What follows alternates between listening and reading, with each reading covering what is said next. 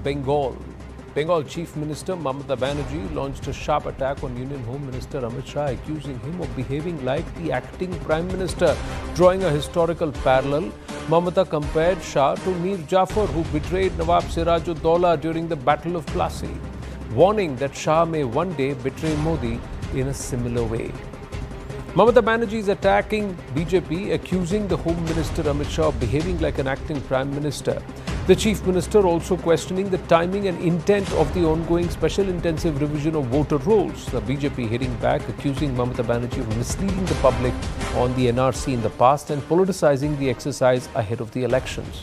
Mamata Banerjee warned that PM Modi should not always trust Amit Shah and questioned the intent behind the special intensive revision of voter rolls. The BJP hitting back, saying Mamata Banerjee is afraid of the deletion of fake voters and is politicizing the exercise ahead of elections. Didi further added that Amit Shah could become PM Modi's Mir Jafar one day, to which BJP alleged that these are divisory tactics made by Mamata Banerjee or being used by Mamata Banerjee to protect the illegal voters of West Bengal. She warned that the special intensive revision of voter rolls could trigger riots in Bengal. BJP hitting back, accusing Mamata Banerjee of threatening unrest and politicizing the exercise ahead of the elections. They should remember today they are in power, tomorrow may not be. ये पूरा अमित शाह का खेल है. उन्होंने तो acting prime minister का मामूली काम करते हैं. But Prime Minister knows everything, I'm sorry to say. We can request the Prime Minister, don't trust Amit Shah always. एक दिन वो आपका बड़ा मिर्जाफर हो जाएगा. पहले से ख्याल कीजिए. 2002, 26 lakh voter deleted when SIR happened. So far my knowledge, Aadhaar deactivated due to the death of the citizen in West Bengal 13 lakh. And BJP lodged complaint several times. Before parliament election, I along with my some BJP colleagues submitted 16 lakh voters name, serial number, part number, everything in CO office. So Shuvendu Adhikari there says that he himself had submitted 16 lakh names, which he believed should not be part of the voter electoral rolls in Bengal. Now, as the political war of words escalates, the Election Commission is likely to roll out pan-India special intensive revision of voters list in phases, beginning with a group of states, including those where assembly polls are due next year. Now, at the same time, it will not hold the electoral roll cleanup exercise in states where local body elections are taking place or are due, as the grassroots poll machinery is busy with it and may not be able to focus on SIR. So phase 1 will cover Assam, Kerala, Tamil Nadu, Puducherry and West Bengal. The exercise aims to weed out illegal migrants and ensure clean electoral rolls. The 3 poll commissioners are set to meet and finalize dates for the rollout very, very soon. So this entire Mir Jafar analogy, who's stabbing who at the back and who's the one who will perhaps betray not just the ruler or the person in charge of governance, but overall betray Bharat. Gopal Agarwal, national spokesperson of the BJP with us, Tausif Khan, lawyer and political analyst, and Arun Anand, author and columnist. Arun Anand, Didi is blaming Amit Shah, but isn't the SIR the responsibility and an exercise undertaken by the Election Commission, which is a constitutional body not affected by real politics? Anand, it is not for the first time that this special intensive revision of polls is happening. It started immediately after we received the Indian Constitution, and 1952 to 56 was the first time the special intensive revision of rules had happened.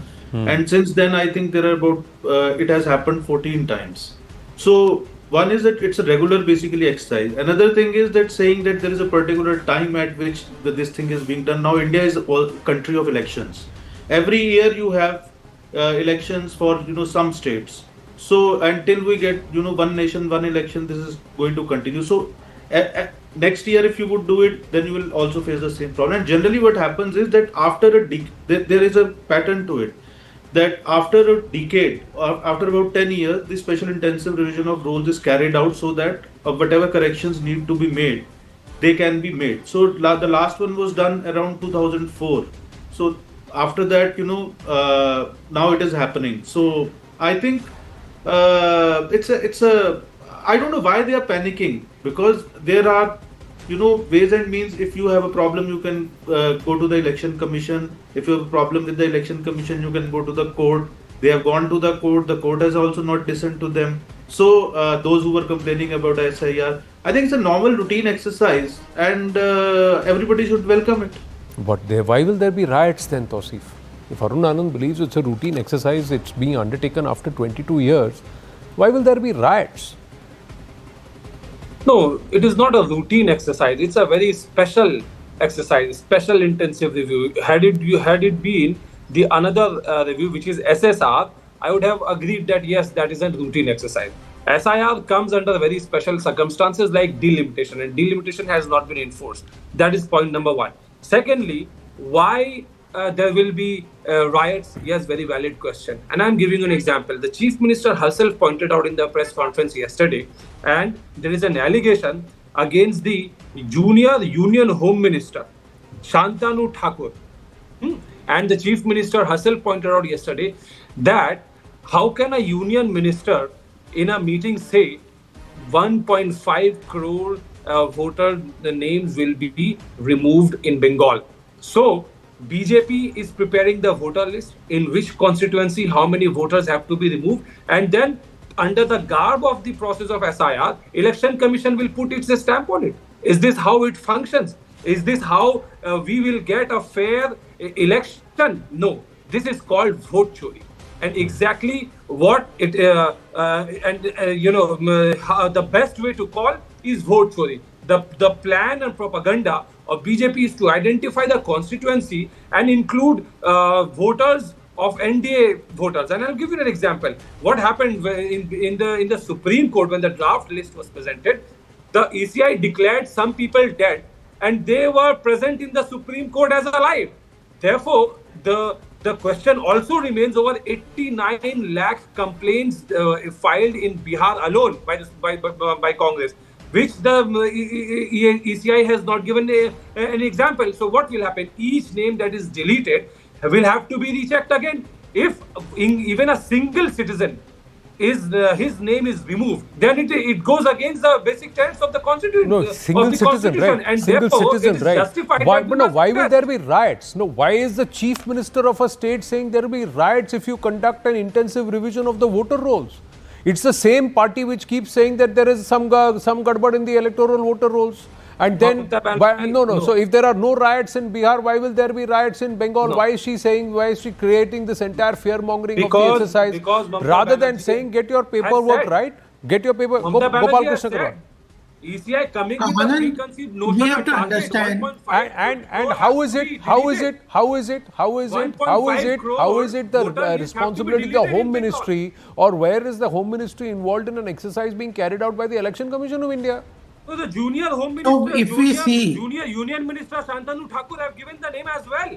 In the party meeting, he's saying, there's an evidence, he's saying 1.5 crore voter list have to be deleted in Bengal. How can he say that? That is just like Mamata Banerjee can say if you do SIR there will be riots, so Shantanu Thakur can say that there is 1.5 crore numbers that have to be deleted. The Election Commission has to decide whether or not it's got to be 1.5 crore or is it 10 lakh or 15 lakh. Did any political party decide how many had to be added or deleted in the voter list in Bengal, in Bihar? Nobody decided. Show me one naya paisa of proof.